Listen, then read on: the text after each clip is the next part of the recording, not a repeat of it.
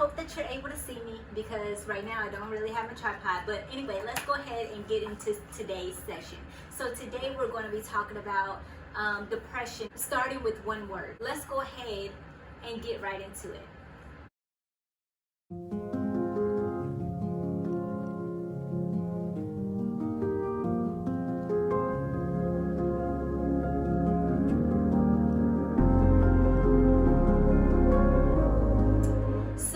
Depression starts with one word, right? We don't really think about that, but it's always one word that starts it out. That's one negative word that comes from either our mouth or the mouth of someone else that we take internally and we turn it into something.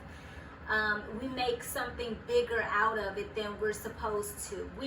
We are so used to taking in garbage and negative information. We take in more negative information than we do positive information. We hold on to more negative things about ourselves or about, of what somebody else has brought to our attention than we take in the more positive. And I'll say that. I say that because if you are so used to receiving positive information, whether it's more so when it's from someone else, when you're so used to receiving positive information and all of a sudden things change and you get this one sentence or this one word that comes from someone else, whether it be on social media, someone that you know, someone that you don't know, that's in your viewing or that you just cross paths with or what have you, whatever the case may be, family, whatever.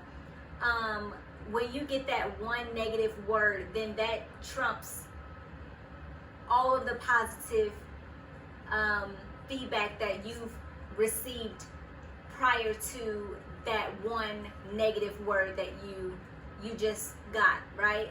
And that's what starts depression. A lot of times that's what starts depression. Now, if someone says otherwise, then please let me know. But my experience with depression, it was not someone else, because I can care less about what someone else says about me or to me in a negative way. That just bounces off, right? But when it comes from myself, then that's something completely different. Then okay, now I'm taking it much harder because now I'm placing a blame on myself. Now I'm putting myself at a higher standard where I'm like, you need to do this. I'm trying to uphold so much more, and lift so much more weight than I can handle. And it's not for me to handle. It's not for me to be able to take on all of that weight and all of that burden by myself. That's a burden that God wants us to provide, that He wants us to give to Him. But a lot of times we don't, and we think we can just handle it ourselves. And so then all of a sudden we get ourselves into trouble, thinking that we can do it on our own when we really can't.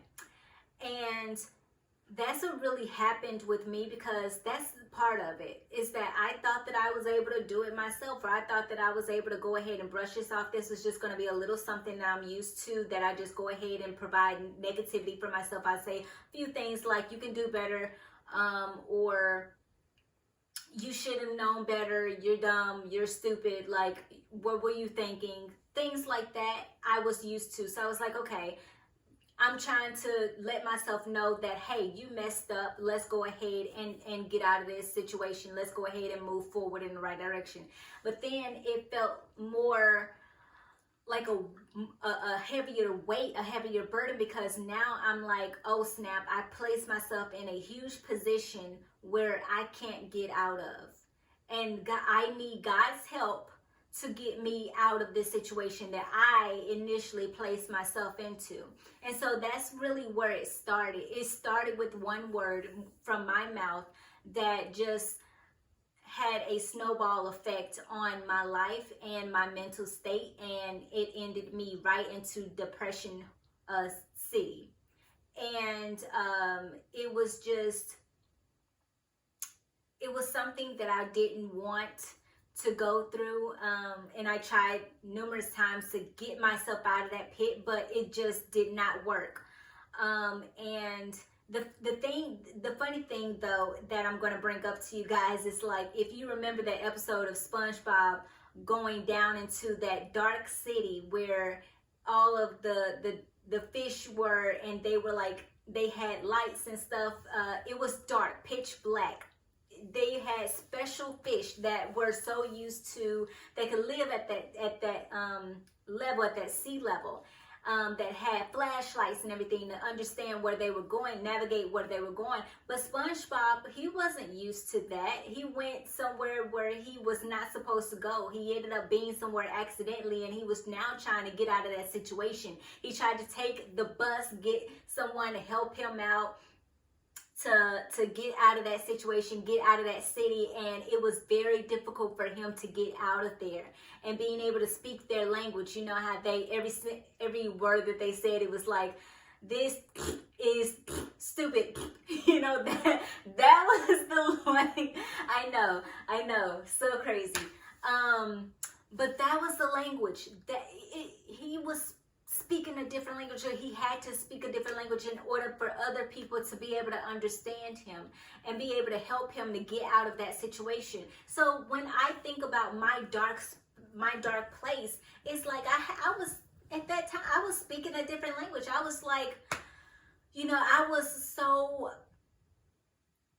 in the dark, in a dark place, that I was now speaking a different language over myself. I was in a completely different atmosphere for myself that was even darker than when I was in depression before, a couple of years before. Now here I am in depression again, and it's a completely different language. It's a completely different atmosphere. I'm just like, oh my gosh, I don't know what to do. I don't know how to get out of this. I'm trying to claw myself out, but nothing is happening. I'm trying to gain some traction. I'm trying to give myself a little boost. I said, okay, I can go ahead and, you know, I'm out of social media for about a week or two, and I'm just like, okay, you know, a week or two, that's fine, but I got to get back in it. And then I couldn't bring myself to get back into social media right away, because I knew that I needed to really work on myself and hone in on some things that I really need to work on within myself for me to be able to get out of, you know, what I was in, this dark pit. And so I after also listening to, and I will say that I did grab hold of some information from Pastor Steven Furtick from Elevation Church. He was speaking something similar on this, and I just wanted to, you know, he was talking about one word.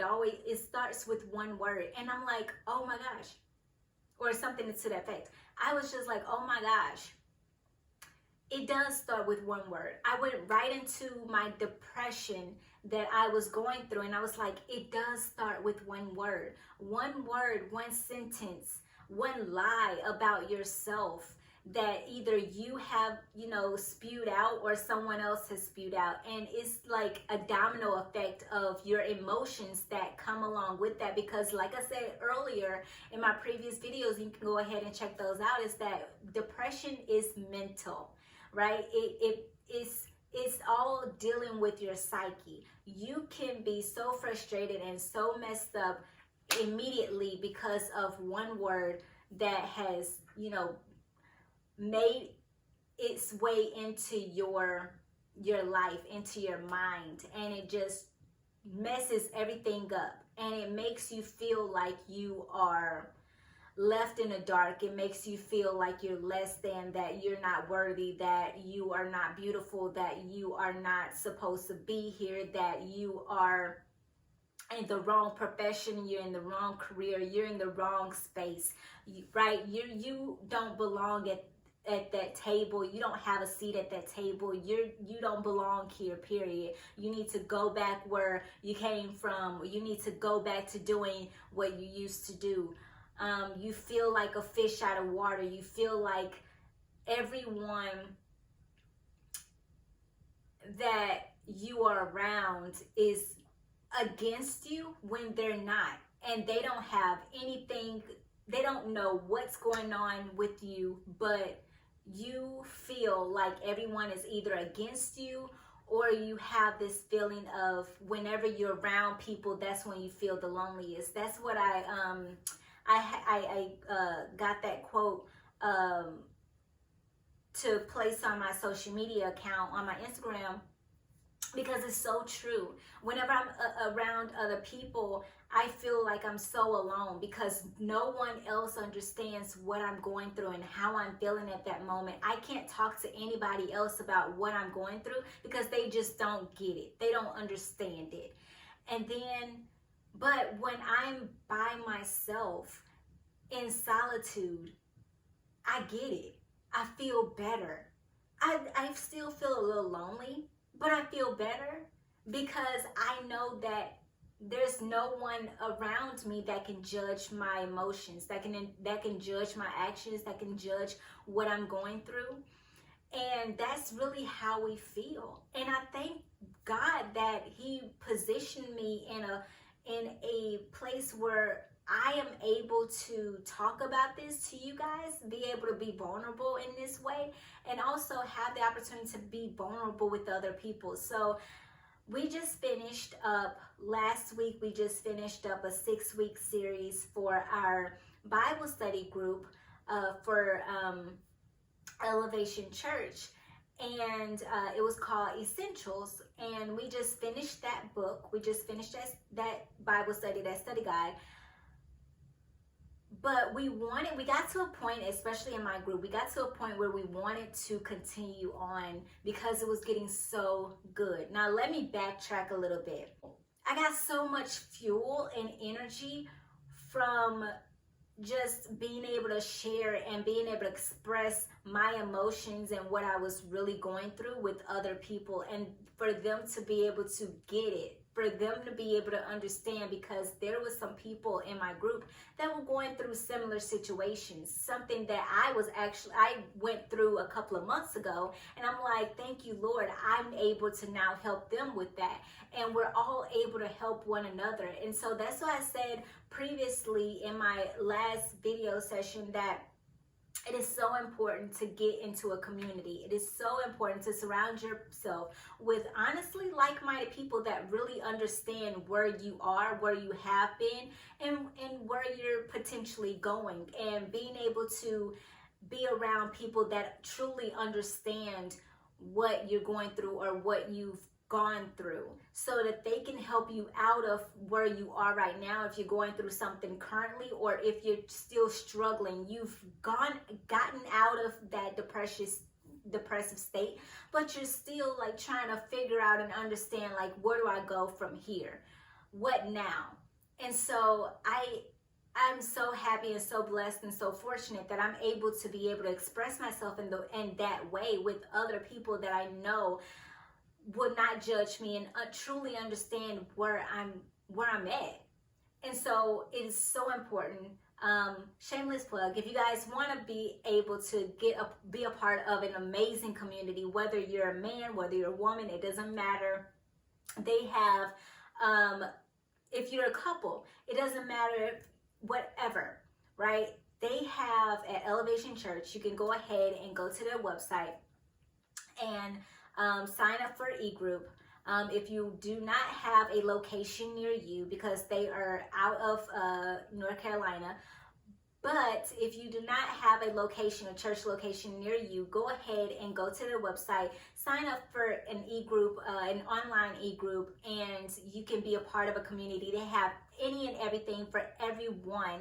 It doesn't matter who you are, what you're going through, they have something available for you. So make sure you definitely go ahead and check that out. And I know that you will not regret it. It will be the change of your life, and you be able to be around people that respect you and understand you and appreciate you, and you can be a part of that community. You have that community. And so what I want to add to that is that I have a community that we decided that we weren't going to just stop at the 6 weeks for the study group, but we're going to go ahead and continue on each and every week. And so I am so happy about that, because we were like, we want to keep going. We want to move forward, because there's so many of us in the group that are growing and understanding that, hey, you're not going through this alone. We're not going through this alone. We understand each other, and we want to feed off of each other. We want to